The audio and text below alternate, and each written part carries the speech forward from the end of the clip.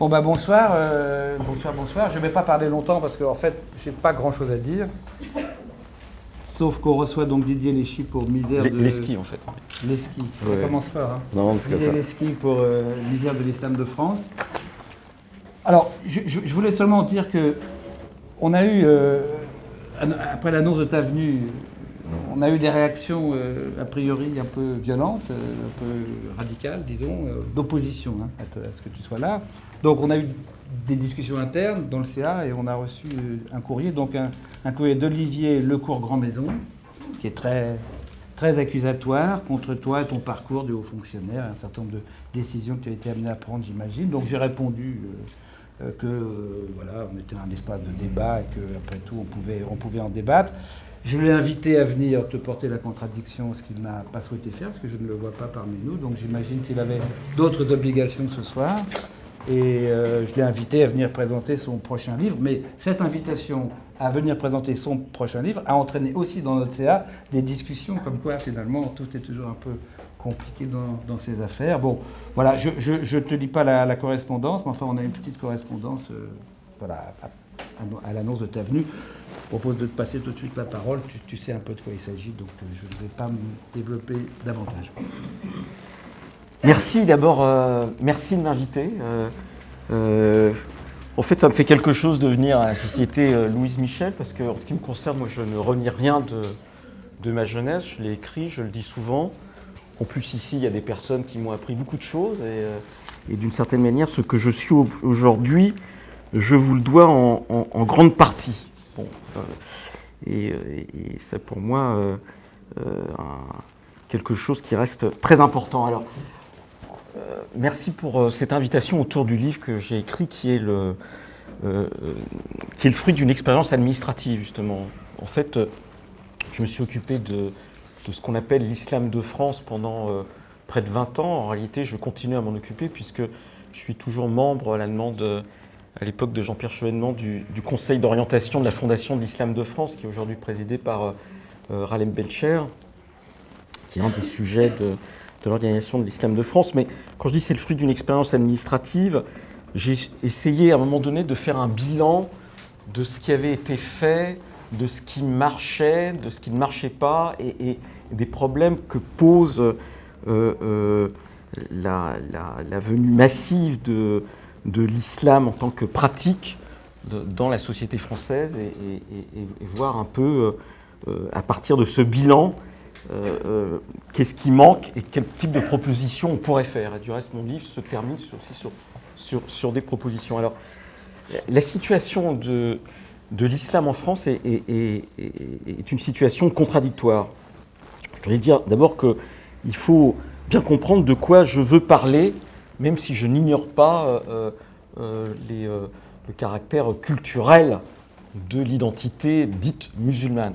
Je parle d'abord, et je tiens à cette définition parce qu'elle me semble importante, quand je parle des musulmans de France, je parle de ceux qui s'inscrivent dans la révélation. Et je pense qu'il y a du reste une bataille sémantique, politique, qui à mon avis doit continuer à intéresser les partisans de l'émancipation, qui est de ne pas confondre et de ne pas superposer en permanence l'identité civique et civile des personnes avec l'identité musulmane, parce que c'est un des enjeux aujourd'hui de l'intégration que d'éviter cette superposition. Donc c'est la situation des musulmans pratiquants et qui m'intéresse. Je reviens sur ce que j'ai dit. Je pense que le tournant dans la défaite un peu de la bataille sémantique, on le sait, c'est 1983, la Grèce des OS, quand à la fois Gaston Defferre et Pierre Mauroy parlent des OS en disant que ce sont des musulmans instrumentalisés, et même Gaston Defferre, qui à mon avis s'y connaissait quand même, mais comme on n'est pas très loin de la révolution iranienne, dit ce sont des chiites, alors qu'en réalité ils sont tous sunnites. En France, 95% des pratiquants musulmans sont des pratiquants sunnites. On a très peu de chiites, on a quelques communautés de chiites ici et là qui sont du reste pas iraniennes et qui ont d'autres pratiques. Alors, pourquoi je dis que c'est une situation contradictoire ? Parce que l'action de l'administration, et en réalité l'action entreprise particulièrement par Jean-Pierre Chevènement à partir de 1997, a abouti à une amélioration concrète, pratique, extrêmement importante des fidèles musulmans. Et c'était une chose tout à fait essentielle d'organiser une sorte de rattrapage, puisque il est légitime de croire, et il est légitime de croire dans des bonnes conditions, et donc d'avoir des lieux de culte, et d'avoir tout ce qui est en droit d'attendre un croyant musulman. Alors, pourquoi je dis que la situation s'est considérablement améliorée? Elle s'est améliorée d'abord en ce qui concerne l'ouverture des lieux de culte. Entre 1999 et disons aujourd'hui, il s'est ouvert en France entre 1 et 2 lieux de culte musulmans par semaine, hein, avec dans l'inscription du paysage urbain de très beaux bâtiments. On le voit en particulier en région parisienne, quand on prend le périphérique, mais dans toutes les anciennes capitales régionales, on a aujourd'hui de très beaux bâtiments construits qui sont des grandes mosquées. Et à une époque, on a même parlé dans ce type de projet de la volonté pour les musulmans de construire des mosquées cathédrales avec cette idée de mimétisme par rapport aux catholiques, c'est-à-dire de pouvoir inscrire vraiment leur culte dans le paysage urbain. Mais on a aussi eu la multiplication de salles ou de mosquées de proximité qui répondent plus aux besoins, disons, des 2,5 millions, 3 millions de pratiquants réguliers, à peu près. Et aujourd'hui, on est aux alentours de 3000 lieux de culte. On était entre 1500 et 1700 à la fin des années 90 en fonction du comptage ou non des salles de prière dans les foyers de travailleurs migrants. Ça a été une des grandes entreprises de l'administration en charge de ça que de réduire en fait les salles de prière des travailleurs migrants. C'est une discussion, c'était pas une évidence, mais ces lieux de culte, ils ont été construits par le biais de deux choses. Une impulsion du ministère de l'Intérieur en direction des collectivités locales pour qu'elles mettent en place les mêmes dispositifs juridiques dont a bénéficié l'Église catholique pour pouvoir développer ces lieux de culte en zone urbaine, c'est-à-dire la mise à disposition de baux amphithéotiques, de baux de longue durée à des prix, à un prix bas, dans une construction juridique qui est que théoriquement le bâtiment et le terrain doivent revenir à la collectivité locale dans 99 ans. C'est un problème juridique qui va être devant nous, non pas pour les musulmans, mais pour l'Église catholique, puisque les premiers baux amphithéotiques datent des années 30. C'est, contrairement à ce qu'on dit, pas un accord entre Léon Blum et le cardinal Verdier, mais ça a été une des opérations mises en place pour accompagner la démographie française et de permettre à l'Église catholique de construire des lieux de culte. La deuxième chose qui est importante de dire, c'est que ces lieux de culte ont d'abord été financés par l'argent des fidèles. La particularité des cultes, c'est vrai pour les musulmans, mais c'est vrai pour d'autres cultes, je pense aux évangéliques, les fidèles donnent. Et je dis ça parce qu'il y a très souvent dans l'instrumentalisation politique de ces questions, l'idée qu'il y aurait de l'argent étranger qui viendrait massivement pour construire des lieux de culte. Je ne dis pas qu'il n'y a pas d'argent étranger qui vient, mais il est minoritaire dans le développement de ces lieux de culte. L'argent saoudien ou l'argent algérien ou l'argent marocain est venu sur des entreprises, des lieux de culte très précis, qui sont en général de très grands lieux de culte. Et en plus, quand il vient, il n'y a pas de conjonction entre le contrôle, je dirais, de ces lieux de culte en termes de contrôle régulier. L'argent investi en termes d'investissement ne contrôle pas les lieux de culte.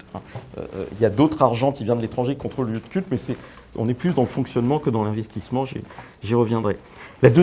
L'autre chose dans l'amélioration de la situation des fidèles, il faut se souvenir que les musulmans, et en particulier les personnes venant d'Algérie au moment de la guerre civile algérienne, et où les questions de sécurité devenaient de plus en plus prégnantes, n'ont eu de cesse que demander à l'administration d'aider les associations cultuelles à développer des carrés musulmans dans les cimetières.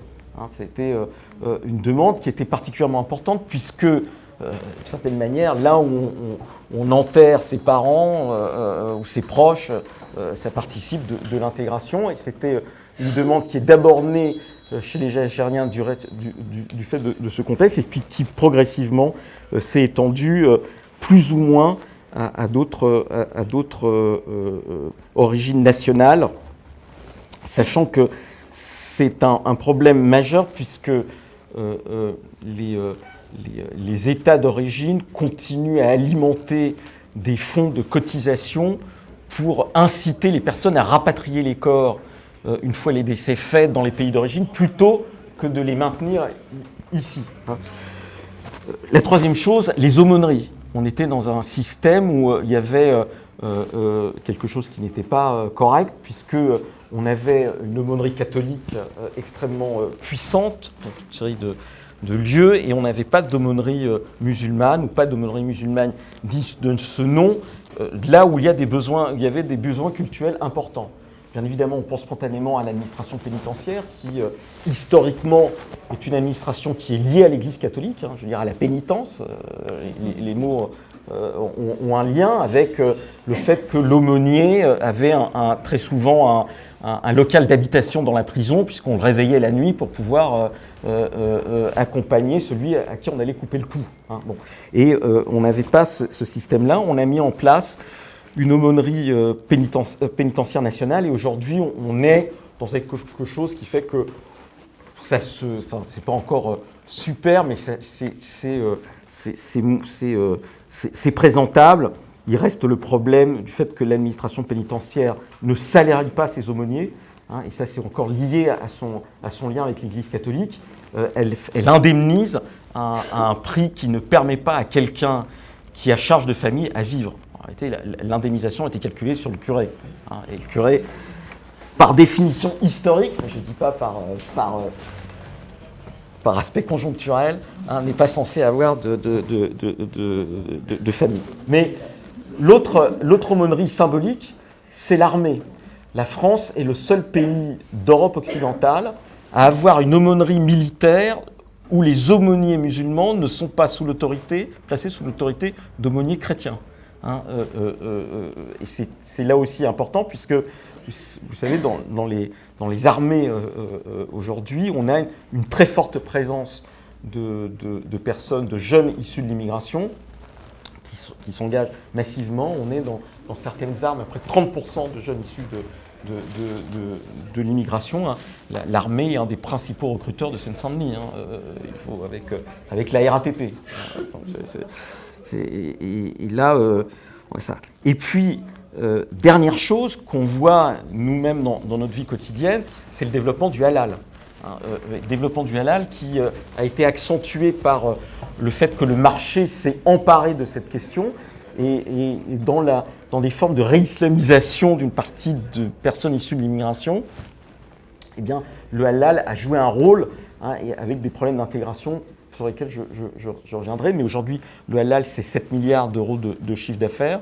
C'est un des principaux secteurs d'exportation de la viande des ovins, ou du poulet. On exporte massivement, et donc on a eu une conjonction entre la demande culturelle et le marché, les opérateurs, pour développer cela. Et dans toutes les grandes surfaces, on a du halal, avec en plus des habitudes alimentaires qui s'inscrivent dans l'espace public de certaines zones. Globalement, les natifs, comme disent les Canadiens, si j'ose dire, mangent de moins en moins de viande, alors que la consommation de viande chez les personnes d'origine ou de culture maghrébine en particulier est extrêmement importante, et la boucherie de proximité dans certaines zones est devenue une boucherie halal du fait d'un besoin de consommation et de la baisse des autres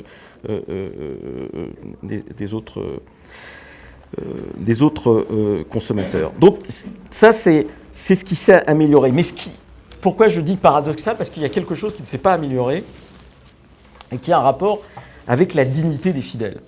Tout l'enjeu de la construction du Conseil français du culte musulman à partir de ce qu'on a appelé la consultation de l'islam de France, c'était d'essayer de mettre en place, d'aider les responsables de mosquées, les responsables cultuels, à mettre en place une représentation de leur culte qui donne le sentiment à l'ensemble des fidèles d'une certaine dignité en comparaison à la conférence des évêques de France, au consistoire israélite, à la fédération protestante. Et c'est ça qui n'a pas marché et qui continue à faire qu'on a ce sentiment constant d'une certaine arlésienne.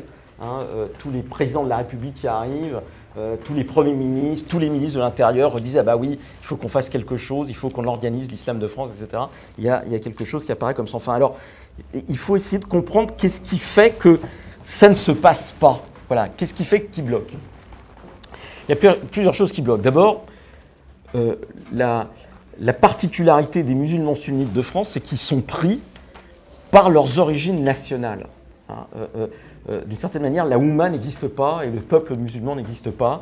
Il y a des musulmans d'origine française, des musulmans d'origine algérienne, des musulmans d'origine marocaine et des musulmans d'origine turque et des Turcs, des Algériens, des Français, des Marocains. Et on a été confronté, alors que le projet c'était justement de mettre en place cette représentation culturelle dont un des enjeux qui était dit à l'époque, mais qui n'a pas été entendu, était aussi de détacher la question sociale de la question religieuse, c'est-à-dire justement dans l'idée de ne pas superposer les deux choses. On s'est heurté à une conjoncture presque historique, en tout cas,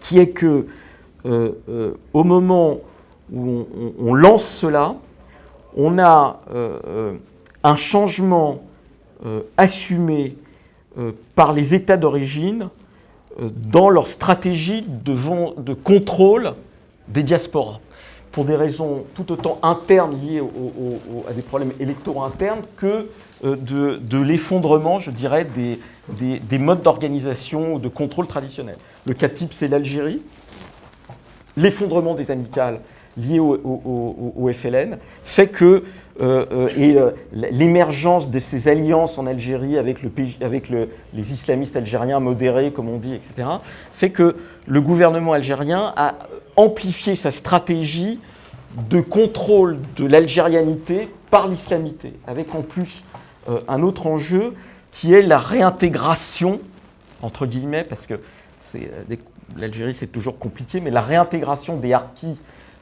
dans cette algérianité par le biais de l'islam, c'est-à-dire par l'idée de la rédemption à travers l'islam. Ça a été le cas au Maroc, aussi avec la mort de feu notre ami le roi, et la mise en place de quelque chose qui n'est pas exactement une monarchie constitutionnelle, mais où on a l'introduction de partis religieux, et l'élection de députés, des Marocains de l'étranger, de la mise en place d'une coordination des Marocains de l'étranger. Et là encore, le Marzen, comme on dit, a utilisé sciemment la question religieuse, l'encadrement religieux, pour contrôler des diasporas qui étaient antérieurement beaucoup plus contrôlées par la terreur que par le religieux. C'est raccourci rapide, mais enfin, c'est ça. Et puis la Turquie, où là, on a eu la montée en puissance de l'AKP, avec une stratégie de plus en plus affirmée de la Diyanet, qui est la première administration civile de Turquie. La Diyanet, c'est la direction des cultes de Turquie, qui a eu une stratégie de plus en plus affirmée d'influence de la diaspora à travers le religieux, en même temps qu'en Turquie, Erdogan, l'AKP, menait une stratégie de réislamisation de la société, avec là encore un enjeu électoral très fort, et qui s'est vu lors des dernières élections, les Turcs des diasporas européennes votant beaucoup plus pour Erdogan que les Turcs de Turquie, avec en plus l'AKP qui est issue d'une des branches des frères musulmans, ayant une stratégie de réunification des diasporas en Europe, c'est-à-dire d'alliance avec le Milgorüç, puisque les Turcs sont divisés en deux branches, enfin si ce n'est en trois, avec les goulénistes, mais à l'époque ça se voyait moins, mais aujourd'hui ça se voit, qui est le frère musulman historique Milgorüç, la Diyanet avec l'AKP, et donc avec une conjonction. Et on s'est heurté à cette montée en puissance de de la stratégie des États qu'on n'a pas réussi à contrer. Et on l'a d'autant moins réussi à le contrer qu'en réalité, tous les gouvernements à partir de 1881, mais ça s'est amplifié paradoxalement à la fin des années 80, dans les années 90 et même dans les années 2000, ont accepté, parce que l'enfer est parfois pavé de bonnes intentions, l'augmentation de l'influence de ces États. Avec à chaque fois le prétexte de il y a un besoin, il faut rendre service. Alors très concrètement, c'est quoi? C'est l'augmentation des imams étrangers payés par ces États d'origine, l'augmentation du contingent algérien, l'augmentation du contingent marocain, l'augmentation par Nicolas Sarkozy du contingent turc. C'était quand j'étais chef du bureau central des cultes. Nicolas Sarkozy, vous vous souvenez, est contre l'entrée de la Turquie dans l'Union européenne, mais pour contrebalancer ce qui apparaissait aux Turcs comme une mauvaise manière, eh bien, il leur dit « j'augmente votre contingent d'imams en France ». Donc, on m'envoie en Turquie 2 fois pour discuter avec le directeur de la Diyanet. Le directeur de la Diyanet, c'est 150 000 salariés, etc. Le bureau central des cultes, c'est 8 personnes. Donc, je voyais un peu le... Enfin bon, il y avait un côté un peu surréaliste, mais c'est comme ça. Mais cette stratégie acceptée, et je reviendrai sur un autre volet qui a été accepté, cette stratégie acceptée, elle a eu, en ce qui concerne les Turcs, un impact très fort sur l'islam de France, qu'on ne mesure pas parce que dans notre tête et dans notre esprit, et pour des raisons sociologiques, l'islam de France, c'est d'abord l'islam maghrébin, mais en réalité, les premiers propriétaires de mosquées en surface en France, ce sont les Turcs, ce sont les premiers propriétaires d'écoles privées à caractère propre, et c'est aujourd'hui la présidence du Conseil français du culte musulman qui est assumée par un Turc qui est quelqu'un qui, disons pour le dire de manière diplomatique, qui aurait du mal à résister à un ordre de la Diyanet concernant les choses à faire en France. Il est en même temps le président du comité de coordination des musulmans turcs de France, le précédent président du CCMTF, ayant été mis à l'écart par le gouvernement turc au moment où il a refusé d'appeler à des manifestations pour protester contre la loi sur la reconnaissance du génocide arménien. Bon, voilà. Et donc, cette présence turque, elle est particulièrement importante et elle modifie considérablement le paysage de l'islam en tant que confession, avec l'accélération de formes d'éclatement. Alors, ça, c'est à ça... C'est une chose à laquelle on s'est heurté et où tous les gouvernements ont leur part de responsabilité. Je rappelle que la Grande Mosquée de Paris en 1981 a été, entre guillemets, rendue à l'Algérie. La Grande Mosquée de Paris était, pour la France, le symbole de la volonté de faire un islam, entre guillemets, français. Et on rend ça pour des raisons liées à une lecture très orthodoxe de la laïcité, c'est pour faire plaisir à ceux qui n'aiment pas, et qui est de supprimer le budget de la Grande Mosquée de Paris qui était inscrit dans le budget de la mairie de Paris, et aujourd'hui c'est un budget qui est voté par le Parlement algérien. C'est ça qui fait vivre la Grande Mosquée de Paris. Et voilà. Cette mainmise, elle a aussi un effet très concret sur le rapport des fidèles musulmans à leur ministre du culte. La laïcité, disons, l'idée de la séparation entre l'Église et l'État, c'est que les fidèles prennent en charge leur ministre du culte. Bon. La venue massive d'imams étrangers est massive, par exemple, pendant les périodes du Ramadan, en plus, puisqu'on a 2 contingents, on a le contingent permanent et puis le contingent express Ramadan. C'est que les plus grandes mosquées de France, qui sont celles où le don, le denier du culte, enfin la zakat pourrait rapporter le plus, sont celles qui ne payent pas leurs imams. Et donc il y a au sein des associations cultuelles, des mosquées, cette idée un peu que au fond, si tu payes ton imam, c'est que tu t'es mal démerdé. Hein. Tu t'es mal démerdé dans le rapport au pays d'origine, tu t'es mal démerdé avec la Fondation Hassan II, si du côté marocain, et tu t'es mal démerdé avec la Diyanet, hein, du côté turc. Hein. Mais la grande mosquée de Paris, c'est plusieurs milliers de fidèles hein, qui viennent tous les vendredis. Tous les imams sont payés par l'Algérie. Hein. Et donc, quand on parle d'Ali Boubaker, qui est le représentant, je dirais, naturel de l'islam de France, hein, sa mosquée, c'est entièrement autre chose que l'islam de France. Hein, c'est ça qui est fait. Alors, cette intervention des États, cette impossibilité de faire en sorte qu'il y ait une autonomie dans l'organisation, aujourd'hui, elle a comme effet de remettre en cause de manière très nette ce qui apparaissait quand même comme un cadre à peu près unitaire des différentes tendances de l'islam de France. Le Conseil français du culte musulman a agrégé en son sein toutes les tendances nationales, et je dirais presque toutes les tendances, entre guillemets, idéologiques. Hein. C'est-à-dire toutes les tendances nationales, les Marocains, qui sont les Algériens, les Turcs, mais aussi le Tablir, qui est très présent, hein, qui est là, dans ces deux branches, hein, y compris la mosquée Jean-Pierre Timbaud, hein, pour dire qu'il n'y avait pas l'UOIF, bien sûr, hein, ce qu'on appelle les frères musulmans, etc. Bon. Et ce cadre est en train d'éclater en trois branches qu'on voit, avec, à mon sens, dans ma vision à moi, des aspects extrêmement régressifs.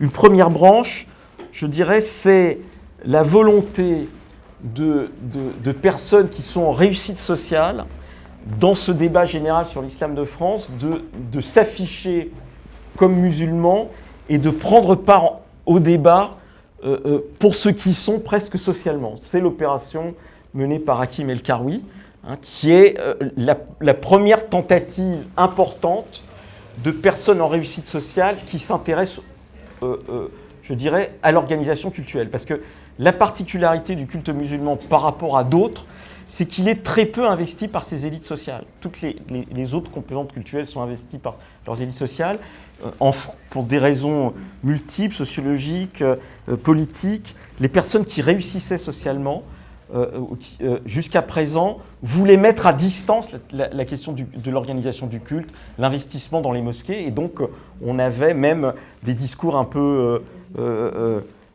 condescendants sur les blédards des mosquées, etc., alors que c'est eux qui ont fait l'essentiel des mosquées, c'est eux qui les organisent encore, etc. Bon, donc on a cette tentative-là, qui est une tentative dont le modèle s'éloigne en réalité de la dimension culturelle pour essayer de superposer l'identité religieuse à l'identité sociale. Le modèle, c'est le CRIF. Hein, c'est le monde juif. Il y a en permanence cette référence-là qui joue au sein de cette ère, c'est-à-dire, au fond, comment on peut faire comme eux, hein, parce qu'ils seraient mieux pris en considération, et avec cette idée que ce qui n'est pas important, c'est les lieux de culte, mais c'est notre représentation comme musulmans, plus sociologique que culturelle. Hein, et je pense que c'est un premier problème, parce que je crois que ça n'a pas de rapport et ça nous fait un peu régresser en termes d'intégration que de remettre en avant cette identité-là, parce que je pense que d'un point de vue idéologique, elle est de toute façon rattrapée à un moment donné par la question religieuse. La deuxième chose qu'il y a, c'est bien sûr le CFCM, j'en ai parlé, mais un CFCM dont on méprise souvent dans les discours, dans la radio, etc., l'existence, en disant qu'il ne représente rien. En réalité, il représente les mosquées concrètes. Hein. Et malgré tout, l'exercice d'un culte, c'est d'abord des lieux de culte avec des gens qui prient, qui se parlent, etc. Et ce réseau reste dans les mosquées. Et puis, il y a un troisième courant qui émerge, et vous en avez entendu parler, c'est l'initiative de Marwan Mohammad, c'est-à-dire la cristallisation de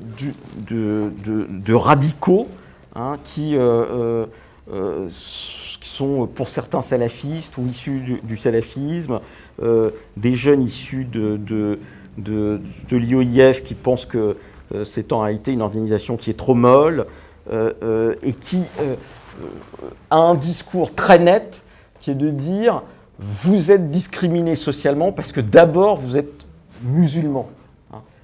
Et ce qui est un partage, une différenciation dans la discrimination qui est très forte en même temps que c'est une volonté de se battre pour l'islamisation de ceux qui sont victimes de discrimination. Dit concrètement, ce n'est pas parce qu'on est subsaharien qu'on est forcément musulman, mais on peut être discriminé comme subsaharien, et on peut être athée, chrétien, etc.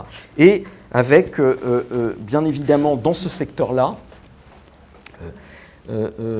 aussi une forme je dirais, de discours et de ressentiment dont les dynamiques très concrètes sont un problème, à mon avis, pour les partisans de l'émancipation, avec des formes d'antisémitisme très nettes. On peut le voir en Seine-Saint-Denis, etc. Voilà. Mais on pourra y revenir dans la discussion parce que je sais que c'est un sujet à débat. Alors, en quoi cette difficulté de l'organisation de l'islam de France pose des problèmes à la laïcité, puisque tout ça est quand même lié à un des enjeux, et puisque tous les débats récurrents autour de la laïcité, en réalité, sont réactivés par la question de la présence de l'organisation du culte musulman et de l'islam de France. Alors, bien évidemment, les problèmes liés à la laïcité sont d'abord liés à des problèmes de définition. Tout le monde a sa définition. On parle de la laïcité ouverte, fermée, d'accommodement, etc. etc. Bon.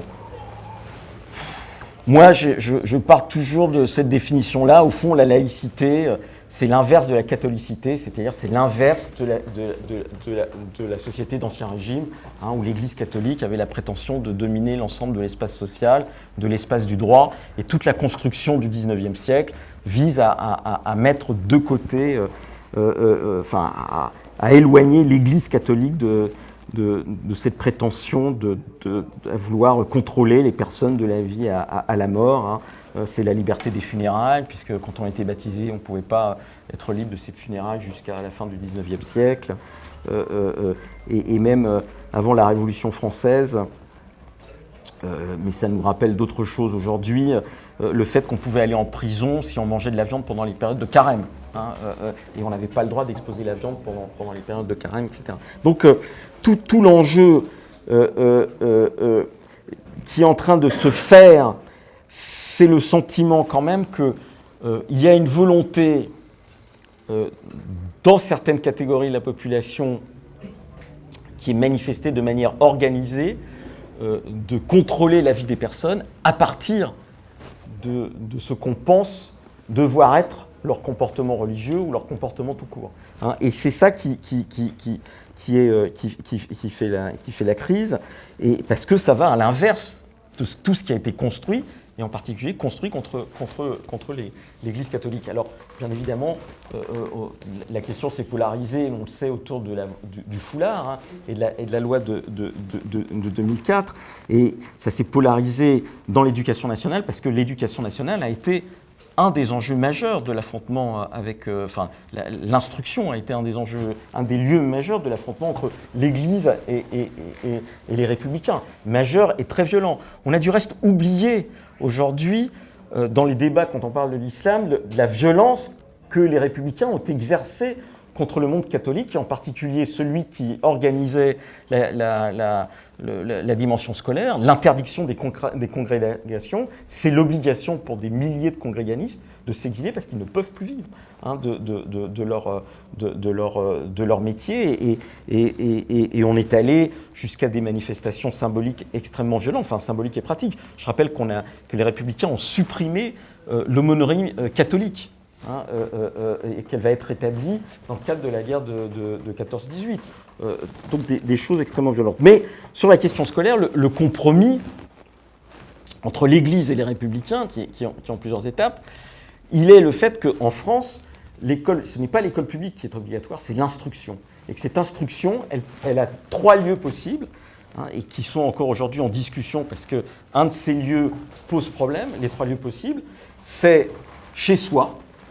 Et il y a eu la volonté ces dernières années de réglementer beaucoup plus ce qui se fait chez soi, parce qu'il y a une dynamique d'enfermement d'une partie des enfants issus de certaines immigrations, et en particulier l'immigration turque, de ne pas scolariser, et en particulier les jeunes filles, donc chez soi, dans des écoles à caractère propre, et c'est le compromis de la loi de Debré de 1959, et au sein de l'école publique. Au sein de l'école publique, la demande historique des parents républicains, c'est que les enfants ne soient pas soumis à une pression religieuse.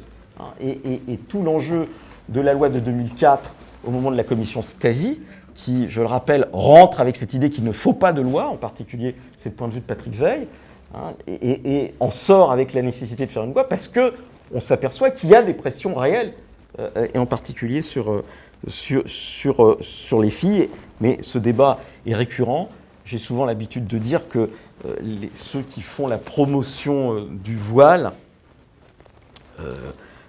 ne rendent pas service, mais je dis là parce que, bien évidemment, on est dans une assemblée internationaliste, ne rendent pas service aux femmes qui, dans d'autres pays, essayent de lutter pour ne pas le porter. Et c'est ça quand même un des problèmes des débats qu'on a en France, parce qu'on est très regardé ailleurs. Donc, on a cette pression, et cette pression, elle existe de plus en plus parce que on a eu un effondrement dans de nombreux quartiers de la sociabilité construite par le mouvement ouvrier, et qui est liée à la désindustrialisation de certains territoires. Et quand je dis l'effondrement, c'est pas simplement la fermeture des usines, c'est la disparition d'un tissu humain fait de militantes et de militants qui portaient un discours d'égalité, de fraternité, de combat social, qui a disparu de ces quartiers, qui en est parti, et qui en est même parti parfois même quand on a essayé de les maintenir pour des raisons qui fait que même si on a le sentiment qu'il faut faire quelque chose, rapporté à soi, ça peut devenir compliqué, et c'est la question scolaire. La disparition d'une partie de cet encadrement laïque, d'une grande partie, il est lié très souvent à la scolarisation de ces enfants.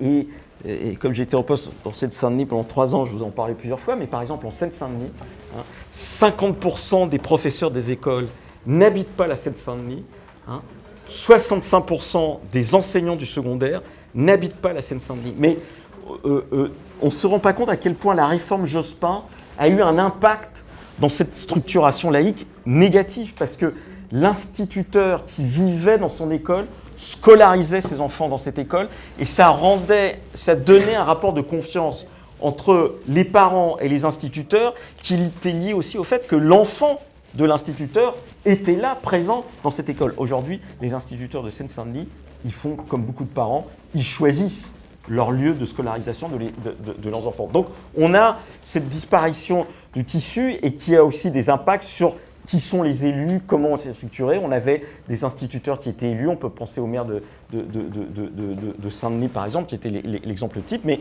cette structuration sociale s'est effondrée progressivement.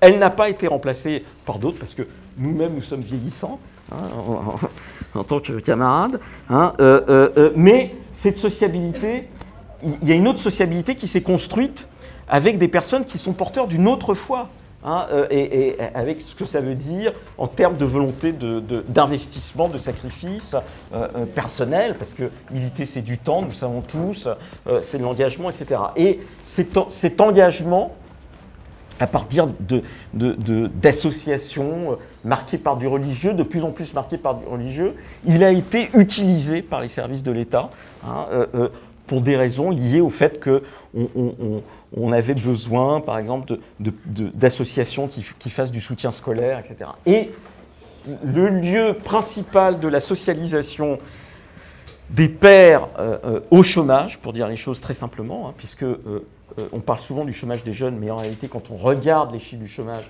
dans des territoires désindustrialisés, le chômage des seniors est particulièrement important. Ça a été la mosquée. Et on a ces mosquées qui sont le premier lieu de la socialisation et qui ont été prises au fil des ans par ce qui se passe dans les pays d'origine. Et c'est là où on a une difficulté avec la laïcité, parce que les pays d'origine ont connu un basculement de plus en plus fort vers des formes de réislamisation, d'islamisation. Et en particulier ceux qui nous sont proches du point de vue des immigrations. L'Algérie, l'introduction de plus en plus de normes islamiques dans le code civil, l'interdiction du français, le Maroc pareil, avec cette idée en plus que le français est porteur de contestation, sachant que les enfants de ces élites sociales sont scolarisés en anglais, en français, et partent de plus en plus ailleurs que du reste en France, et ne seront pas directement impactés par l'augmentation des droits d'inscription. Enfin, c'est un autre débat, mais on est entre nous, donc... et naturellement aussi. Et donc, ces mosquées, avec ces imams venant de l'étranger, ont charrié de plus en plus des discours, de plus en plus, je dirais, conservateurs du point de vue social. Et cette réislamisation des quartiers, elle a été étudiée par des sociologues, par d'autres, etc. Elle a été aussi à la source de formes de radicalisation d'une partie des jeunes, avec cette idée que, dans un mouvement qu'on a bien connu aussi, cette idée que, au fond, ce que racontent les vieux sur la nécessité de faire une société islamique ou de vivre dans les normes, au fond, ça ne va pas assez vite, et on bascule dans des formes de radicalisation beaucoup plus violentes, et on a cette jeunesse qui va se perdre, et qui est d'autant plus aspirée qu'on est dans un contexte d'aspiration idéologique d'un islam de plus en plus conservateur, et en plus, je reprends l'exemple du marché, le marché n'aide pas, la question de qu'est-ce qu'on mange et avec qui on le mange est quand même une question en réalité assez fondamentale du point de vue des pratiques religieuses et de la commensalité, du rapport aux autres. On a de plus en plus d'incidents, on le sait, dans des entreprises, dans des restaurations collectives, non pas sur l'alternative au porc, mais sur de l'exigence qui va au-delà de l'alternative au porc. L'alternative au porc, je rappelle que c'était un compromis de basse intensité pour les enfants juifs, parce que l'alternative au porc, ce n'est pas la cache-route. Et que demander autre chose, on passe à autre chose. Mais aujourd'hui, par exemple, vous avez des organisations syndicales qui sont percutées par des comportements de personnes qui, dans tel camp de surface, vous disent « ben voilà, moi je suis certes manutention, mais je ne peux pas toucher du porc, même s'il est sous cellophane. » Ou « je suis dans une restauration collective, je ne peux pas voir du porc, parce que ça me dégoûte. » Mais en réalité, maintenant, ils sont même dépassés par les véganes qui vous disent qu'ils ne peuvent pas boire de viande parce que sinon, ça les met en émoi. Alors, comment s'en sortir ? Et là, je vais attendre le temps que tu m'as donné, c'est ça ? Ça va, non. Bon, d'accord. Comment s'en sortir ? Très bien. Tout le projet porté à l'époque par Jean-Pierre Chevènement était inspiré de Jacques Berck, qui était son maître en la matière. Jacques Berck, orientaliste, traducteur du Coran, né en Algérie, etc. Bon. C'était cette idée qu'avait Berck, moi je l'ai croisé quelques fois, c'était de dire, au fond, la France est un grand pays musulman, mais il a un avantage sur les autres pays musulmans, c'est que c'est aussi le pays de la raison, et la conjonction des deux peut donner renaissance à une sorte d'islam des Lumières, un retour vers une réforme de l'islam, avec cette idée centrale qui reste encore prégnante, c'est le fait que ce qui manque aujourd'hui dans l'islam sunnite, je ne parle pas de l'islam chiite quand je parle de l'islam, parce que les chiites c'est un peu plus compliqué, mais même s'il y a des points communs, c'est l'absence d'une théologie de l'altérité, l'absence d'une théologie qui prenne en compte notre commune humanité et qui dise à partir de ma foi, hein, je te reconnais dans ta différence et je suis prêt à être avec toi. C'est-à-dire tout ce travail qui a été fait, en particulier par les églises chrétiennes, et c'est ça qui manque. Donc, il disait, au fond, c'est à partir du cadre qu'on construit, qui est un cadre organisationnel, on va pouvoir faire émerger une intellectualité musulmane, à partir de jeunes, hein, c'est-à-dire musulmane au sens de croyants, qui va commencer à élaborer une théologie alternative, hein, et à ce qui est projeté à partir des pays du monde arabo-musulman, qui sont aujourd'hui les pays non seulement en régression, mais plus que ça. Bon.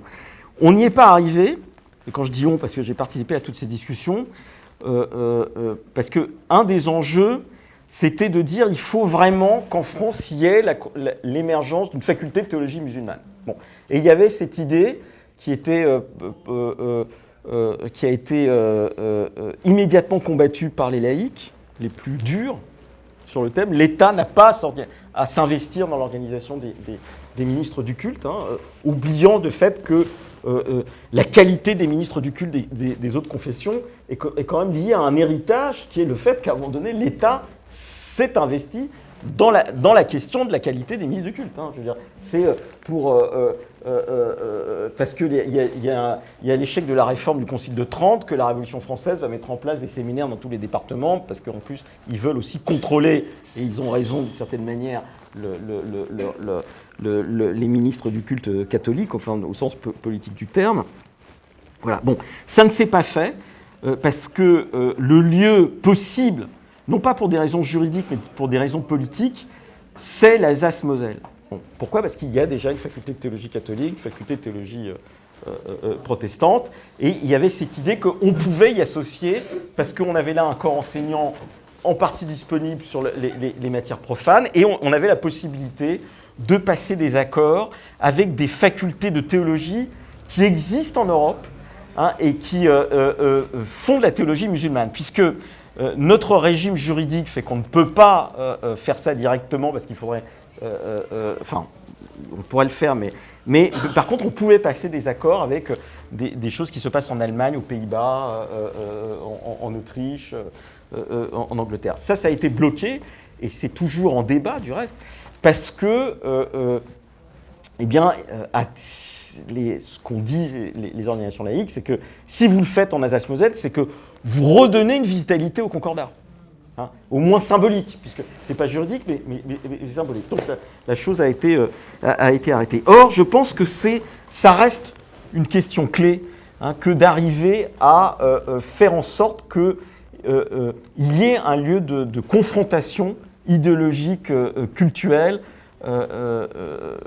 théologique pour les musulmans, et que ça se passe en France. Or, dans le même temps où on discutait de ça, il y a eu des accords étranges passé sous le quinquennat précédent, hein, qui est l'envoi au Maroc et en Turquie de jeunes franco-marocains pour se former à l'imama et après revenir en France. Comme si le lieu de formation n'avait pas un rapport avec le contenu de la formation.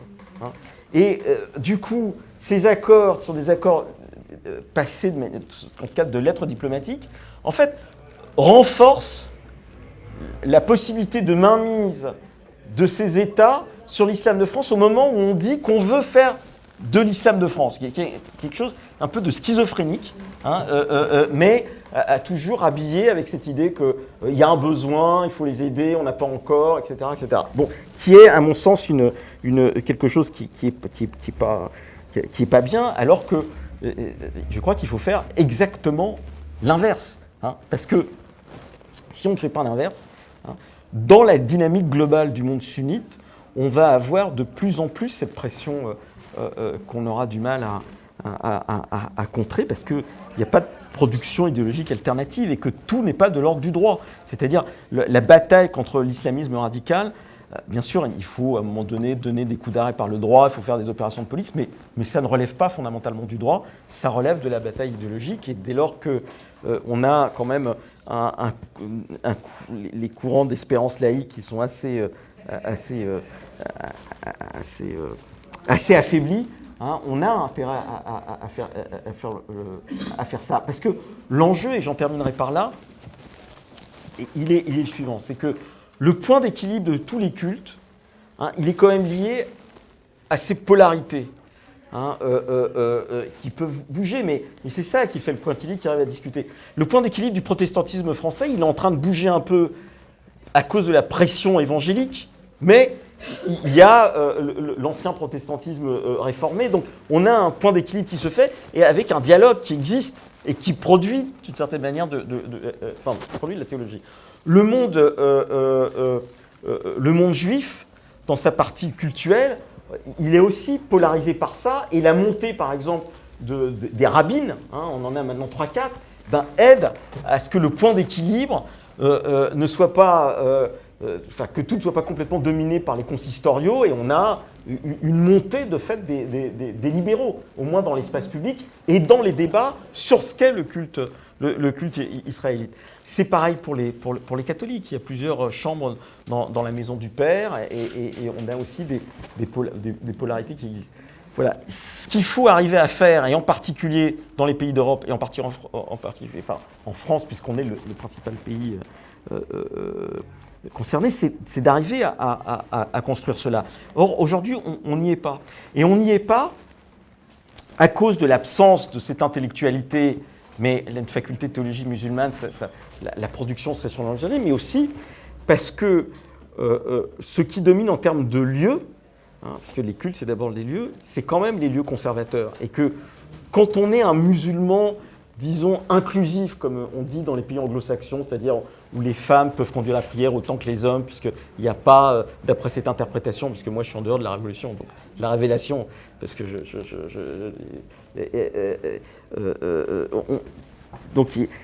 tous ces lieux-là, en France, n'existent pas. Voilà, le gars qui dit « je suis un musulman libéral », où est-ce qu'il va prier, hein? Où est-ce qu'il va prier? Il ne sait pas où aller. Hein, et donc, tant qu'il n'y a pas ces lieux-là, eh bien, on est dans quelque chose qui est paralysé. Voilà. Et la crainte de l'ensemble de la population, elle est aussi en rapport à la fois à ce qu'ils voient tous les jours au nom de l'islam, mais aussi au fait qu'on n'a pas en France de l'équivalent de ce qu'on pourrait appeler un islam social, c'est-à-dire au sens où, c'est un peu provocateur dans mon livre, mais je vous incite à le lire, comme ça c'est un peu plus développé, hein, pas très cher, c'est que personne n'a jamais imaginé que l'abbé Pierre se battait pour le seul logement des catholiques. Hein, voilà, c'est ça la dimension de l'islam social. Voilà, et c'est ça qui manque encore, c'est-à-dire cette capacité à dire à partir de ma foi, je prends vraiment en charge notre commune humanité, et on a plutôt des exemples contraires. Par exemple, Porte de la Chapelle, d'une certaine manière, on a des associations qui, en gros, et on l'a vu particulièrement à Calais, parce qu'on a eu des affrontements à Calais avec des associations qui étaient plutôt anglaises, avec les personnes qui étaient migrantes, qui étaient chrétiennes, qui n'étaient pas prises en charge par ces associations parce qu'elles ne sont pas musulmanes. Et du reste, la fin de Calais, hein, l'incendie de Calais est lié à un affrontement entre chrétiens et musulmans. Enfin, c'est pas le sujet. Mais il nous manque des Bernanos musulmans. C'est l'autre provocation que je fais souvent. C'est-à-dire de dire, ben voilà, il nous manque quelqu'un dont personne ne peut douter qu'il est croyant, hein, et dont le discours porte parce que personne ne peut douter qu'il est croyant. Parce qu'il ne suffit pas, comme je dis souvent, de s'appeler Mohamed pour ne pas viser tout le temps le même. Pour être musulman, être musulman, c'est d'abord manifester d'une certaine manière sa foi pour être entendu par le peuple des mosquées. Voilà un peu ce que je voulais vous dire en introduction, et merci de votre écoute. Misère de l'islam de France, parce que c'est organisé par chapitres comme ça, c'était misère de l'exception française, je parlais de la laïcité, d'une certaine manière de ses limites, et tout est organisé en chapitres comme ça. Misère du monde du musulman, je reprenais toute la question de l'organisation.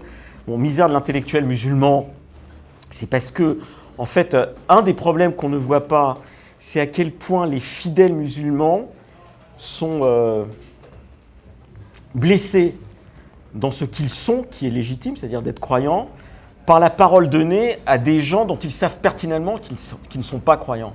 Hein, parce qu'ils ne manifestent jamais un rapport, en réalité, à la foi. Donc on a toute une série de gens, hein, je ne parle pas de Ralem Bencher, parce que j'allais dire qu'on entend sur France Culture, mais qui ne vous parlent jamais de leur pèlerinage, de leur expérience mystique à partir du jeûne, ou de leur fréquentation des lieux de culte. Parce qu'ils ne les fréquentent pas. Bon, et on ne pourrait pas imaginer un intellectuel catholique qui ait aucun lien avec l'Église et qui en même temps puisse penser avoir un poids. Voilà. Quand on lit du Chantal Delsol, on sait qu'elle va à la messe tous les dimanches et peut-être plusieurs fois par semaine. Hein, je veux dire, voilà. Je ne veux pas citer de nom parce que je l'ai fait 2-3 fois et puis il l'a mal pris et voilà. Et donc, bon, sur l'envoilement, misère de l'envoilement, c'est la question du voile. Moi, j'ai écrit tout ça, je sais que c'est un débat, mais je pense qu'il ne faut pas faire de loi sur le burkini, il ne faut pas interdire le voile sur l'espace public et la question de la burqa, etc. Mais enfin, partout où le voile s'est développé, il y a eu une régression de l'ensemble des droits démocratiques, et en particulier des droits des femmes. Il n'y a pas un exemple inverse, contraire. Il n'y en a pas. Et donc, la défense ici a un impact très, très clair sur un certain nombre de pays, et en particulier les pays qui nous sont culturellement, pour des raisons coloniales, post-coloniales, proches. Et donc là, on a un problème. Et je constate quand même que les entre guillemets, féministes musulmanes, puisque maintenant on me dit qu'il y a cette catégorie-là, hein, quand j'ai fait ma tribune sur, il n'y a pas très longtemps sur la présidente de l'AGE de Paris 4, là, qui est voilée, je terminais en disant, mais certes, portez-le, mais à ce moment-là, organisez une manifestation devant l'ambassade d'Iran pour soutenir les femmes qui en Iran essayent de l'enlever et qui se font mettre en tôle. Je n'ai jamais eu de réponse. Si j'ai eu 2-3 mails de camarades un peu, enfin d'anciens, hein, qui est un peu, voilà, en disant, voilà, encore une fois, t'es islamophobe, etc. Bon, je crois pas. Hein, je crois que c'est une question de bon sens. Alors, bon, je faisais un truc aussi sur la question de la radicalisation, hein, où je pense que c'est pas le bon terme. Bon, mais je le pense d'autant plus que c'est pas le bon terme que pour avoir été obligé de suivre des séminaires de formation, où du reste on fait venir toute une série de chercheurs qui peuvent par ailleurs signer des pétitions, hein, où on vous tient des discours sur la radicalisation en général, où on mélange les Corses, les Basques, les musulmans, etc.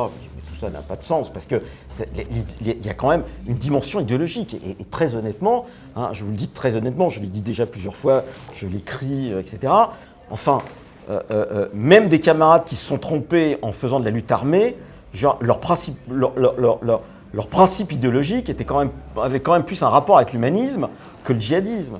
Hein, je veux dire, donc on ne peut pas tout mélanger. Hein, on peut pas tout mélanger. Et être djihadiste, hein, c'est quand même pas pareil qu'être brigadiste. Hein, voilà. Je ne dis pas qu'ils avaient raison, hein, comme je suis filmé, etc.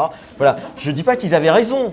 Je pense que c'était une connerie de faire de la lutte armée, on est bien d'accord. Mais ce n'est pas idéologiquement la même chose. Or, les hauts fonctionnaires sont abreuvés par des chercheurs bien évidemment estampillés CNRS, hein, qui vous disent bah, tout ça c'est de la radicalisation. Voilà, d'accord, enfin, alors, tout est dans tout et réciproquement. Bon, voilà.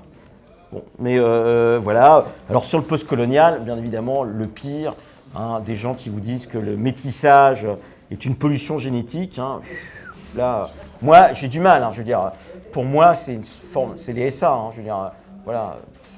Alors après, chacun fait ce qu'il veut, mais moi, pour moi, c'est clair qu'il y a quelque chose. Hein, et pour les avoir été confrontés à eux en Seine-Saint-Denis après les attentats, c'est quand même très dur. Hein, je veux dire, le dialogue, l'espace de dialogue, l'espace de convergence n'existe pas pour être dans cette idée qu'on est, à mon sens, hein, dans un débat commun, hein, avec l'idée qu'il faut faire progresser l'humanité, hein, et essayer de limiter l'exploitation. Hein, ça vraiment... Enfin, je peux m'expliquer le contraire, mais moi j'ai du mal. Alors, dans le 93, il y a une mosquée soufie. Alors, c'est très compliqué pour eux parce qu'ils sont assez rejetés par les autres et du reste, ils se sont mis assez vite à l'écart du Conseil français du culte musulman, qui est la mosquée du Cheikh Bentounès à l'hôpital Avicenne. Hein, voilà, là, il y a des soufis. Mais globalement, les soufis ont très peu de lieu. C'est souvent, on a même un mouvement de convertis à l'islam qui dit soufi, c'est souvent vécu par les autres comme une mise à distance de la religion. Voilà. Mais c'est les soufis en France, parce que par ailleurs, le soufisme, c'est très varié, et vous pouvez avoir des soufismes qui sont en réalité très sectaires. Voilà. Nous, le soufisme, c'est comme la conversion au bouddhisme. Hein, voilà, c'est à peu près la même chose. Voilà, c'est comme la conversion au bouddhisme, trouver des gens, voilà, et ouais, je suis soufi comme je suis bouddhiste. Pardon ? Pas le bouddhisme birman. Non, pas le bouddhisme birman, mais ouais, non, mais ici, c'est-à-dire, vous voyez des gens alors, qui sont socialement souvent en dehors qui sont dans la réussite sociale. Des élus, je pense à Barissa qui arrive, elle va vous dire je suis soufi, elle est présidente de l'Institut des cultures d'islam, d'accord, bon. Mais le problème, c'est que cette élite-là, elle n'a pas de bénévolence par rapport au peuple des mosquées. Or, tout notre enjeu, c'est quand même le peuple des mosquées. Les gens ont le droit de croire, mais il ne faut pas les mépriser, et donc il faut organiser le débat avec eux, le dialogue avec eux, et pas les laisser aux autres. Parce que le problème du coup, c'est que les seuls qui vont les voir, hein, c'est les salafs, hein, c'est les salafistes. Ils y vont, ils sont là, ils sont présents, ils sont des jeunes, ils sont pleins d'allant, ils ont une fougue, ils racontent des choses terribles, mais ils le racontent avec foi. Et en plus, là où l'administration, enfin le pouvoir politique a fait une erreur, c'est qu'on a créé une bureaucratie de l'islam. En fait, on ne se rend pas compte, mais moi, ça fait 20 ans que je m'occupe de ça, et c'est les mêmes interlocuteurs depuis 20 ans. Les mêmes. C'est-à-dire que c'est comme une bureaucratie, j'allais dire, d'autres structures ou syndicales, si vous voulez. Il y a quelque chose qui s'est cristallisé dans le rapport à l'État, hein, et qui fait tampon. Et en plus, cette bureaucratie, par endroits, elle vit de l'islam. Hein, elle ne vit pas pour l'islam, elle vit de l'islam. Et elle a fait par endroits des fortunes personnelles, elle s'est construite des maisons parce qu'il y a une attention qui ne se fait pas de l'administration. Je veux dire, et peut-être va commencer à se faire, mais on ne contrôle pas l'argent liquide. Hein, donc on ne sait pas ce qui se passe. On ne contrôle pas les dons qui peuvent être faits à la Mecque et qui existent parfois où un type il donne à quelqu'un 100 000 euros. Comme vous donneriez 1 euro dans le métro et l'autre lui fait une bénédiction en lui disant voilà, mais vraiment, tu as un don. Et puis, ces 100 000 euros, il va en mettre 50 000 dans la mosquée, puis 50 000, on ne sait pas où ça passe. Et de temps en temps, il y en a un qui reçoit un coup de pistolet. Hein, ça arrive, hein, je veux dire, mais parce que les autres apprennent qu'en réalité, il a eu 100 000 euros. Hein, je veux dire, bon. Mais c'est ça qui se passe. Et par exemple, je pense que la radicalisation des jeunes musulmans à Lyon, elle est. Je l'écris, donc je peux le redire, hein, elle est liée au fait que les personnalités les plus en vue de l'islam à Lyon apparaissent comme des gens qui vivent de l'islam, et pas pour l'islam. Et en plus, ils font partie, la mosquée de Lyon fait partie des 3 mosquées qui ont le monopole du halal.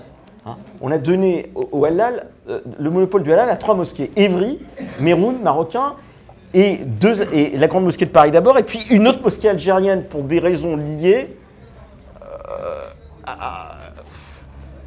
à la polarisation du pouvoir en Algérie. Donc je ne sais pas par quel circuit Captain a réussi à avoir ça, quoi.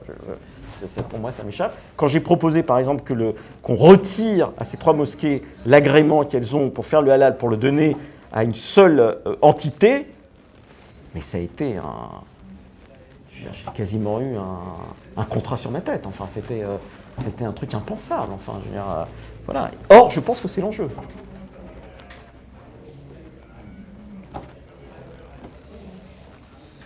Mais je comprends que des gens de gauche, quand vous dites ça, enfin, de gauche, entre guillemets, on s'entend. J'ai pas forcément la réponse. Sur Erdogan, je suis d'accord avec toi, et je vais te dire que c'est une de mes expériences au fonctionnaire la plus désagréable que j'ai eue. Parce que quand Erdogan a fait ça, en plus, il était en visite d'État. Et qui dit visite d'État, c'est à Roissy un immense tapis rouge qui va jusqu'au bas de l'avion, le préfet en uniforme, donc Bibi, hein, la garde républicaine qui est là, voilà, et l'avion arrive, et Erdogan ne descend pas, hein. Et pourquoi il ne descend pas? Parce qu'il dit d'abord, je veux que mes gardes du corps descendent, que les armes soient descendues, pour assurer ma sécurité. C'est impensable. Je veux dire, mais c'est impensable. Il faut savoir que quand les ministres français ou le président de la République vont aux États-Unis, ça, c'est pas possible. Hein, je veux dire, là, voilà. Et donc, il fait ça. Et tout le monde se regarde parce que en même temps, on est pris dans une contradiction. C'est-à-dire que c'est une visite d'État, personne n'est en droit de faire un incident. Il y a un ministre qui est là. Enfin bon. Et c'est dit sans pas de manière officielle comme ça, mais c'est ça, et c'est ça qui se passe. Voilà. Et puis après, il prend le tapis rouge, il dit à peine bonjour, etc. Et puis il part, il fait son meeting. Voilà. Et là, je dis, mais il y a quelque chose qui ne va pas. Bon, mais le problème de la Turquie, c'est le chantage vis-à-vis de l'Europe. Et le chantage vis-à-vis de l'Europe, c'est ce qui se passe, c'est les Syriens, etc. Parce que quand ils laissent passer des gens, c'est qu'ils ont envie de laisser passer des gens. Hein, c'est un pouvoir. Voilà. Sur les autres, je pense quand même que la question clé, c'est quand même une question idéologique. C'est-à-dire que les Espagnols, malgré tout, au sein de l'immigration espagnole, il y avait d'autres polarités, d'autres prises en charge possibles, encore un mouvement ouvrier qui existait, des échanges possibles. Les Portugais, même s'ils étaient plus réactionnaires dans l'immigration, malgré tout, faut encore qu'ils sont restés pendant très longtemps fermés. Hein. Mais le basculement du Portugal a un peu desserré hein, les taux.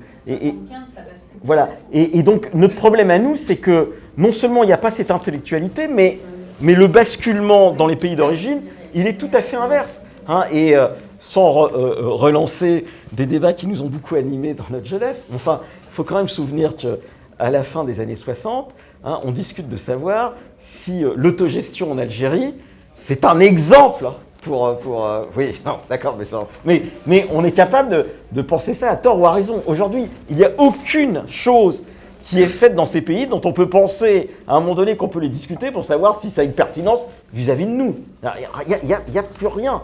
Hein, et parce que le basculement idéologique il est très fort. Et donc, moi, ce qui se passe ici, c'est qu'ils sont idéologiquement pris. Et en plus, avec des stratégies qui ne sont pas les mêmes chez les Algériens que chez les Marocains. Mais les Marocains, ils ont une stratégie d'influence extrêmement forte, même vis-à-vis des élites. C'est les invitations au Maroc, voilà. Et donc, ils sont organisés de telle manière que rien n'émerge. Et si en plus on dit que les jeunes formés à la religion, on les envoie là-bas pour se former, alors que la diplomatie marocaine est aujourd'hui extrêmement liée à la question religieuse. C'est pour ça qu'ils ont fait ces grands centres de formation d'imams où ils font venir plein de subsahariens qu'ils forment gratuitement, qu'ils payent, etc. Et qui après qu'ils rebasculent dans les pays subsahariens. Et on voit la montée de l'islam conservateur dans les pays subsahariens. Pendant très longtemps, on disait « Ah bah oui, les subsahariens, les Africains, c'est super, ils ont un islam ouvert, etc. » Aujourd'hui, quand vous allez à Dakar, vous êtes quand même un peu surpris parce que il fait 40 degrés, vous avez des femmes tout en noir, vous dites « Mais comment elles arrivent à survivre quoi ? » Je veux dire, et c'est ça qui est en train de se passer. Et donc, je pense que c'est un problème idéologique et qui est lié à l'appauvrissement. C'est des zones où on ne traduit pas. Les meilleurs connaisseurs aujourd'hui du Coran, des exégètes, c'est les dominicains du Caire. Prenez un gars comme Adrien Candard, il vous explique tout ça, c'est très bon, etc. À tel point que certains sont devenus des enseignants à Al-Azhar. Hein, c'est quand même fou, hein, dans une ambiance qui est extrêmement conservatrice. Voilà. Et la Tunisie aurait pu être cet espace-là si la dictature, enfin le laïque, n'avait pas tout ossifié. Hein. Et donc, peut-être que la Tunisie est peut-être l'endroit où quelque chose peut renaître, il faut l'espérer, avec cette idée que, comme ça, le printemps arabe n'aura pas complètement échoué. Voilà. Parce qu'il y a des vrais débats en Tunisie sur la question de l'héritage, l'égalité entre hommes et femmes dans l'héritage. Alors qu'au Maroc, le détachement entre les élites et le peuple devient de plus en plus dur et ça ne percute plus parce que les inégalités sociales sont telles, amplifiées, que ça ne percute pas et on peut avoir une réaction... Il y a un très beau film, enfin, tout très intéressant, Razia, je ne sais pas si vous avez vu, qui raconte ça admirablement. Non mais ce que vous dites, c'est un problème difficile parce que ce que je pense, c'est que l'identité, c'est aussi un projet. Et que, en termes de projet, les identités religieuses sont aujourd'hui beaucoup plus fortes que les identités laïques. Et c'est ça la difficulté à laquelle on est confronté. Mais c'est vrai en France, comme c'est vrai au Brésil, on vient de le voir, comme c'est vrai aux États-Unis. Voilà. Et donc, il y a une montée cela. Et du reste, par exemple, en Russie, avec même la crise qu'on voit au sein de l'Église orthodoxe, voilà, et on voit. Et du reste, même la crise du Falun Gong en Chine, c'est aussi ça, c'est-à-dire la peur, la dynamique d'une entité qui est religieuse et qui, à un moment donné, se percute avec l'autorité du Parti communiste chinois. Et donc là, il y a quelque chose qui fait que ça freine ce que tu appelles la sécularisation. Voilà. Il y a quelque chose qui s'inverse. Alors, en plus, il y a une deuxième chose, et on le voit particulièrement en France, je dis souvent que c'est la marge tient la page de l'intégration en France. C'est-à-dire que, globalement, on peut dire que les fidèles musulmans sont des gens calmes, enfin, on n'a pas de problème. Mais il y a un espace de la marge qui tient la page, et cette marge augmente d'année en année, avec des gens plus ou moins organisés, des courants salafistes, des productions idéologiques, on le voit du reste quand on voit rue des Couronnes, enfin je veux dire, voilà, et ou quand, ouais, par exemple, je suis invité tous les ans au rassemblement du Bourget, j'y vais parce que je pense qu'il faut dialoguer avec eux, hein, et donc et puis ils m'aiment bien, donc voilà, j'y vais. Bon, mais je suis frappé ils ont de très grands stands de librairie. Je suis frappé par le type de production qu'il y a et dont je sens bien qu'elle est d'année en année beaucoup plus dure, par exemple avec la question des yeux qui est gommée, enfin bon, des choses comme ça. Donc on est pris dans cette contradiction-là et en plus, la petite bourgeoisie, effectivement tu as raison, socialement c'est ça, c'est la petite bourgeoisie, elle est prise dans une contradiction parce que elle existe dans des zones qui peuvent être plus ou moins difficiles, et elle a une demande de se tenir pour ses enfants, et elle pense de plus en plus que la religion est un mode de tenue morale. Et là, c'est compliqué, parce que c'est elle qui aujourd'hui est en demande d'écoles à caractère propre.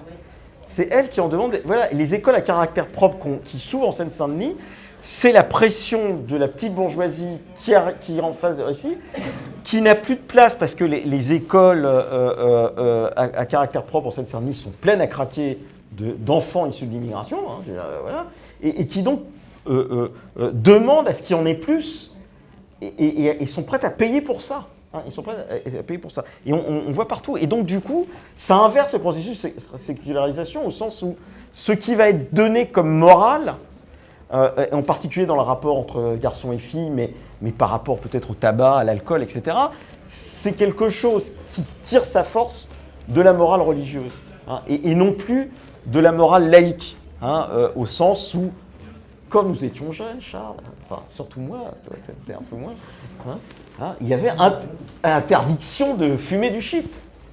Parce qu'on disait absolument qu'on allait se faire gueuler par la police, hein, et qu'il ferait pression sur nous, etc. Donc ça nous tenait. Et le camarade qui se piquait et qui devenait accro, à un moment donné, on lui disait ta place n'est plus, n'est plus parmi les nôtres. Enfin, je résume. Bon. Et c'est un peu ça qui se passe. Hein. Et en particulier dans les catégories soucieuses de la réussite scolaire de leurs enfants. C'est pour ça, par exemple, qu'à Montfermeil, vous avez, alors qu'il y a parce qu'il y avait absence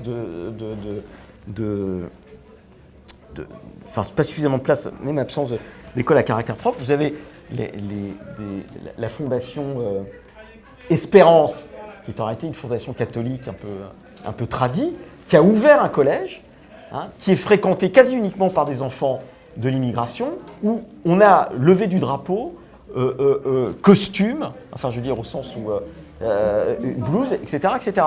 Et parce qu'ils sont dans un environnement qui est Clichy-sous-Bois, Montfermeil, où le collège ne tient pas. Voilà, tient pas parce que la pression est trop forte, parce que le trafic de drogue est trop important, parce que les gamins sont happés par cela, etc. Et donc, cette demande sociale de tenue, hein, elle s'articule maintenant sur de la morale religieuse stricte. Voilà. Et ça, c'est extrêmement dangereux pour nous. Voilà. Et ça a un impact même sur ce que tu dis, sur les mariages. Parce que, du reste, et c'est un impact très, très étonnant. Parce que, par exemple, dans les communautés turques, hein, puisque l'OFI s'occupe du regroupement familial, hein, les jeunes d'origine turque qui sont français, hein, ils font venir des femmes de ces pays-là. Alors, vous avez le maximum, et c'est une pique pour ceux qui ne sont pas là, Ouria Boutelja, elle vous écrit quand même que la femme indigène, pour s'émanciper réellement, ne doit plus avoir comme aspiration pulsionnelle, si j'ose dire, hein, l'homme blanc, mais elle doit aller vers l'homme indigène. Voilà. Et donc, tout se mêle dans un salmigondi incroyable, hein, qui est le refus de l'autre, de l'altérité et de l'enfermement. Et donc, on a une dynamique d'enfermement qui va à l'encontre de la sécularisation, et en particulier dans des zones qui sont des zones quand même d'ascension sociale malgré tout, pour certaines catégories. Non, mais moi, je ne méconnais pas la question des discriminations sociales. Hein. C'est ça. Vous n'en avez pas parlé. Dans le tableau, c'est pas parlé. Un petit peu quand même, il ne faut pas exagérer. Non, mais je vais en parler maintenant. Voilà, comme ça, vous serez contents, etc. Je pense que j'en ai parlé. Je vais essayer. D'abord, bon, en ce qui concerne le Parti communiste, je pense que l'effondrement du Parti communiste, la manière dont il a géré ses municipalités dans une forme de clientélisme stérilisant, lui a coûté très cher. Et du reste, ce qu'on voit en Seine-Saint-Denis, et le basculement des municipalités, c'est l'alliance avec des personnes de droite et des réseaux issus de l'immigration. Bobigny, le Blanc-Ménil, etc. Donc, et des réseaux de droite qui, de ce point de vue-là, n'ont pas de problème par rapport à la discrimination, au fait que les gens soient issus de l'immigration maghrébine. La deuxième chose, c'est qu'il ne faut pas généraliser. Il y a de l'intégration et de personnes qui sont issues de l'immigration maghrébine, et ça se voit même symboliquement. On peut penser ce qu'on veut de Rachida Dati, elle a été quand même garde des Sceaux, elle est issue d'un milieu populaire. Hein, et on en a d'autres. Et donc, c'est pas vrai que tout est bloqué. Et du reste, vous prenez aujourd'hui, dans ces départements, les élus, les fonctionnaires territoriaux, il y a eu les emplois jeunes ont permis l'émergence massive de fonctionnaires territoriaux et d'élus qui sont issus de l'immigration, et je pense qu'il faut le dire. Alors, l'effondrement du Parti communiste et son mode de rapport à l'immigration, on l'a vu, c'est le tournant des années 80, c'est Marchais, c'est le bulldozer de Vitry, enfin bon, etc. Et avant de revenir sur la discrimination, le problème, par exemple, en Seine-Saint-Denis, c'est que le PC essaye de rattraper tout ça de manière un peu absurde, en polarisant toutes les questions politiques sur la question liée au conflit israélo-palestinien. Et comme je l'avais dit un jour à Marie-Georges Buffet, où j'étais un peu énervé parce que ça m'énervait, je lui dis, vous faites dans le département de Seine-Saint-Denis, puisque on a les rapports de tout ce qui se fait toutes les semaines, vous faites plus de manifestations et de réunions publiques sur cette question-là que contre la politique d'austérité du gouvernement. Et donc je lui dis, il y a quand même un problème.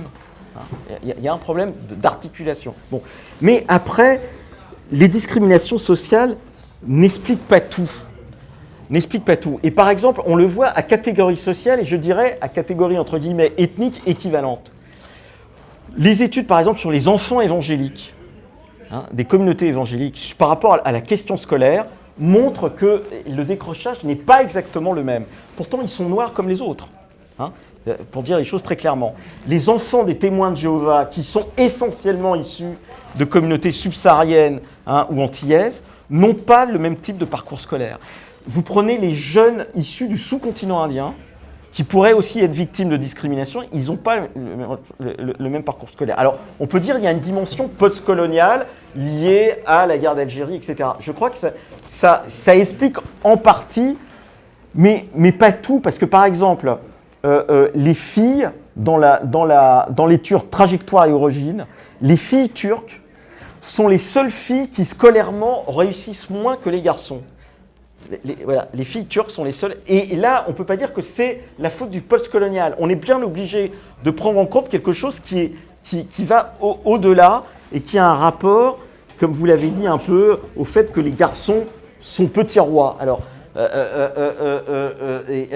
je terminerai un peu par une anecdote, c'est qu'en Seine-Saint-Denis, les enseignants d'Aubervilliers, puisque Aubervilliers est un haut lieu de la crise du foulard, hein, comme on le sait, avant la loi de 2004, les enseignants à Aubervilliers, ils ont, et j'en connais un que vous connaissez tous, ils ont cette formule un peu incroyable, qui est de dire que quand un enfant chinois, d'origine chinoise, asiatique, rentre chez lui à la maison, sa maman lui dit « Tu vas faire tes devoirs et une fois que tu auras fini, on verra si tu auras ton goûter. » Voilà. Et ils disent, c'est les enseignants qui le disent, hein, et pas des réactionnaires comme moi, hein, ils disent quand l'enfant d'origine maghrébine rentre à la maison, le garçon, hein, puisque c'est les garçons, le garçon, pas les filles, mais le garçon, voilà, il dit « Mon petit chouchougnou, est-ce que tu n'es pas trop fatigué? Voici ton 4 heures, et quand tu seras plus fatigué, tu feras peut-être tes devoirs. » Voilà. Et que, à la fin,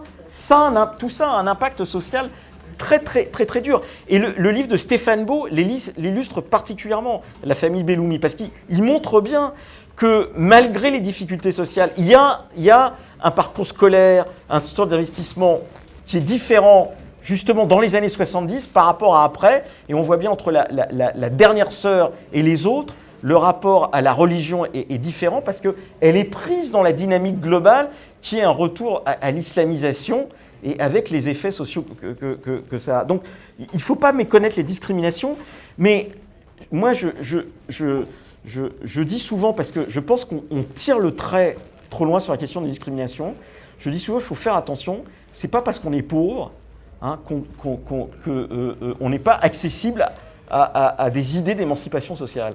Voilà. Mais les années 30, c'est quand même ça. Voilà. Il y avait en Seine-Saint-Denis des pauvres, hein, et ils pouvaient adhérer au Parti communiste et pas à ce qu'il y avait de plus... et du reste, à un moment donné, ils ont même réussi à lourder Doriot à Saint-Denis. Donc c'est quand même pas rien. Hein. Et donc, il faut faire attention parce que la critique à partir du social, elle a tendance à dire, mais au fond, tout ça c'est le social, et elle sous-estime la pression idéologique.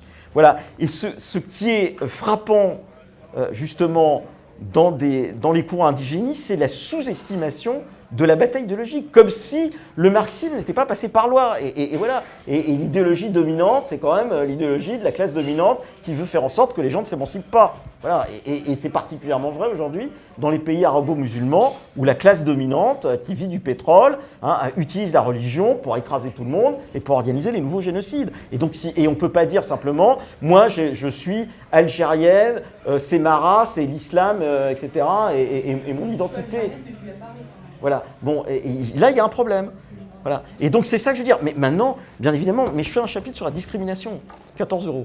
Hein, mais ah, ben voilà, vous l'avez vu. Donc, vous êtes un peu vache de me dire que j'en parle pas.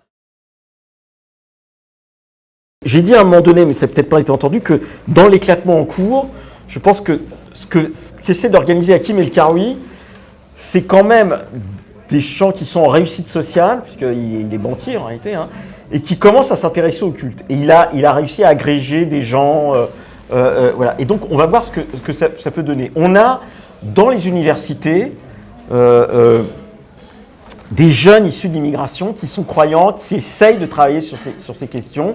Et je pense qu'il y a quelque chose de possible. Et notre problème, c'est comment on arrive à les aider sans être paternaliste, et sans les griller à partir du moment où on les aide. Parce qu'il est très clair que dès qu'ils sont estampillés État, ils sont dévalorisés par rapport aux autres. Donc, il y a un exercice qui est quand même très compliqué et ça va prendre des années. Mais par exemple, Tarek Obrou, bon, qui est celui qu'on met en ce moment en avant, il n'y en a pas 36 000. Donc, je raffile, Tarek Obrou, enfin, on prend toujours les mêmes. Hein. Bon. Moi, je dis souvent, je rêverais que Tarek Obrou prennent des jeunes brillants issus de l'immigration, il y en a qui sont croyants, qui peut-être aux fonctionnaires, enseignants, etc., mais qui ont le droit d'être croyants, et ils fassent un peu comme avait fait Althusser, mais chacun a ses références, hein, et dire voilà, je vais lire le Coran comme il a fait lire le Capital, voilà. Et après, ça donne des gens qui font, voilà, qui produisent de la théologie, etc. Moi, d'une certaine manière, c'est mon rêve. Voilà, et quand je les vois, je dis ça. Et je dis ça à Tarek Kobrou, parce que, par exemple, tu as raison de dire que je le vois dans sa trajectoire, je vois qu'il s'éloigne des mosquées. Hein, il passe simplement de celle de Bordeaux. Il s'éloigne, je pense que... Et il est aspiré par une sorte à la fois de réussite et puis de gens qui veulent en faire une sorte de gendre idéal qui d'une certaine manière, s'éloigne des mosquées. Et je pense que tout l'enjeu, c'est justement le lien avec le peuple des mosquées qui a sa dignité qu'on ne doit pas mépriser. Voilà. Et par exemple, je vois bien la Fondation de l'Islam de France, les plus durs, quand je raconte ça, les plus durs sont les femmes et les hommes issus de l'immigration, hein, qui sont là et qui disent ah ben non, c'est des blédards, il ne faut pas les aider, il faut rompre avec eux, etc. Enfin, les blédards, ils ont le droit de prier, ils ont le droit de croire, ils ont le droit de manger halal, maintenant il faut dialoguer avec eux. Voilà. Et donc on est confronté à ça. Et ça nous pèse parce que, d'une certaine manière, le fait que ce soit des gens extérieurs à la révélation qui passent leur temps à essayer de faire en sorte que ça fonctionne est en soi un problème. Moi, je me suis payé 4 ans de grande mosquée de Paris, 2 fois par semaine, hein, à manger en plus parfois un mauvais couscous, etc. En plus, le recteur Boubaker, son grand trip dans la vie à midi, c'est le sandwich, vous savez, le sandwich avec les frites, etc. et trucs et tout. Et donc, sa femme lui interdit parce qu'il a le connaissait. Enfin, bon. Et donc, il rentre pas et il dit chers amis, on va tout de suite manger ça. Il dit, voilà, il dit à son factotum va nous chercher les sandwichs. Et on a le truc le plus dégoulinant de graisse, etc. Voilà. Bon, enfin, c'était une boutade mauvaise, etc., qui sera coupée au montage. Pas sûr. Mais le problème, il est là. Voilà. Et c'est un des problèmes de Dalil Boubaker. Pourquoi je pense ça? Parce que c'est l'exemple. Dalil Boubaker, il fait partie de l'élite, enfin, sociale. Il est médecin, il est héritier, il est intelligent, etc. Mais il s'est détaché de tout ça. Et comme je lui dis souvent, pendant toutes ces années, si vous aviez fait ce qu'on appelle les tournées pastorales chez les catholiques, hein, c'est-à-dire l'évêque qui va prier une fois par semaine, hein, dans une autre église. Vous auriez fait ça avec une mosquée. Votre reconnaissance, elle serait totale. Mais il ne fait jamais ça. Pourquoi ? Parce que effectivement, il est dans ce détachement.